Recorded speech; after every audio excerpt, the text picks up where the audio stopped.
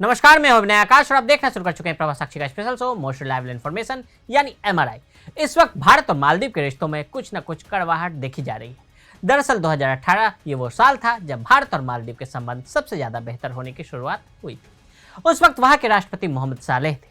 मोहम्मद सालेह के बारे में कहा जाता है कि वो इंडिया फर्स्ट की नीति पर काम करते थे, भारत पर यकीन करते थे, भारत से हर तरह के सौदे करते थे। उस वक्त मालदीव के साथ भारत के संबंध बहुत ही मजबूत थे, लेकिन इस साल हुए चुनाव में उनकी सत्ता चली गई।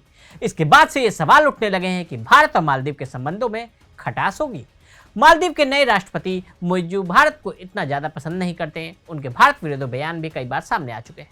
मालदीव के राष्ट्रपति मोहम्मद मोइजू ने भारत सरकार से इस देश से अपने सैन्य कर्मियों को वापस लेने का औपचारिक अनुरोध भी किया। अब भारत को मालदीव से अपने सैन्य कर्मियों को वापस बुलाने के लिए कहने के बमुश्किल एक महीने बाद राष्ट्रपति मोहम्मद मोइजू की सरकार ने हाइड्रोग्राफिक पर भारत के साथ पिछली सरकार के समझौते को नवीनीकृत नहीं करने का फैसला किया है।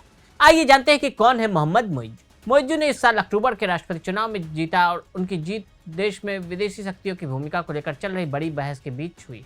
मालदीव हिंद महासागर में स्थित एक छोटा सा द्वीप देश है और लगभग 5 लाख लोगों का घर है। करीब 1 दशक से चीन उसके साथ संबंध प्रगाढ़ करने के प्रयास कर रहा है। यह अवधि दक्षिण एशियाई क्षेत्र सहित चीन के उदय और उसकी शक्ति के प्रक्षेपण के साथ मेल खाती है।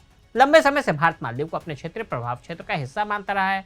मालदीव के ताकतवर पूर्व राष्ट्रपति मोमुन अब्दुल गयूम ने कई वर्षों तक भारत के साथ घनिष्ठ संबंध बनाए रखे। 2018 के चुनाव में उनकी हार के साथ नए नेताओं के चुनाव अभियान ने विदेश नीति के एक महत्वपूर्ण तत्व बन गई। 2018 में मालदीवियन डेमोक्रेटिक पार्टी के मोहम्मद नशीद ने जीत हासिल की।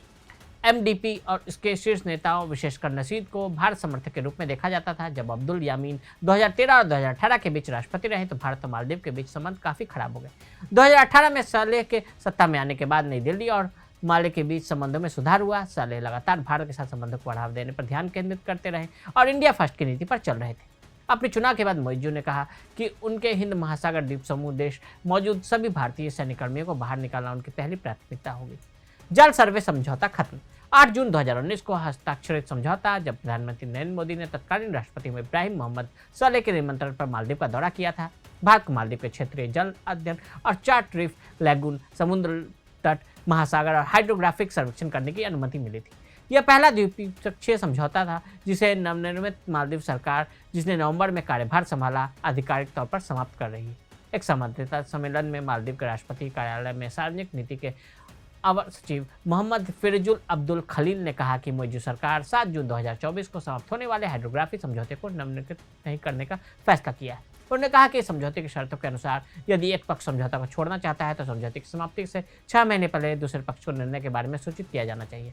शर्तों के अनुसार समझौता स्वचालित रूप से अतिरिक्त 5 वर्षों के लिए नवीनीकृत हो जाता। फिरोजुल ने कहा कि भारत को सूचित किया गया है कि मालदीव समझौते पर आगे नहीं बढ़ना चाहता है। माले के सूत्रों ने बताया कि मालदीव सरकार ने मोइजू प्रशासन के फैसले से वहां भारतीय उच्चायोग को अवगत करा दिया है।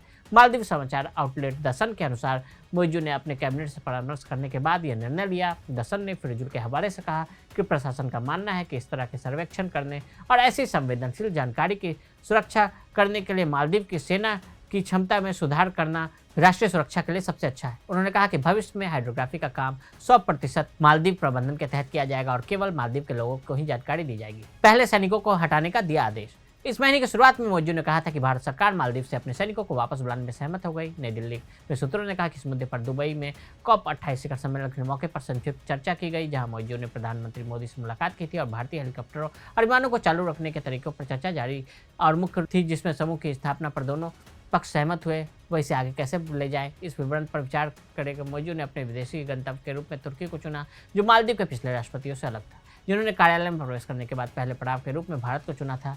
द्वीप राष्ट्र के पास आपातकालीन चिकित्सा, निकासी, आपदा राहत कार्यों के लिए भारत द्वारा मालदीव रक्षा बल को 2 हेलीकॉप्टर और 1 विमान प्रदान किया गया है। इन प्लेटफॉर्म को संचालित करने के लिए मालदीव में 77 भारतीय सैन्य कर्मी हैं। मोइजू ने मालदीव की इंडिया फर्स्ट नीति को बदलने और भारतीय सैन्य कर्मियों को स्थिति को हटाने का वादा करते हुए राष्ट्रपति चुनाव जीता था। तो आज हमने आपको भारत और मालदीव के संबंधों के बारे में बताया। आज के लिए इजाजत। ऐसी रिपोर्ट्स को देखने के लिए देखते रहें प्रभा साक्षी। अगर आप भी लेना चाहते हैं देश दुनिया की तमाम जानकारी तो आज ही सब्सक्राइब करें हमारे चैनल को। साथ ही नीचे दिए बेल आइकन को जरूर दबाएं ताकि हर अपडेट आप तक पहुंच सके।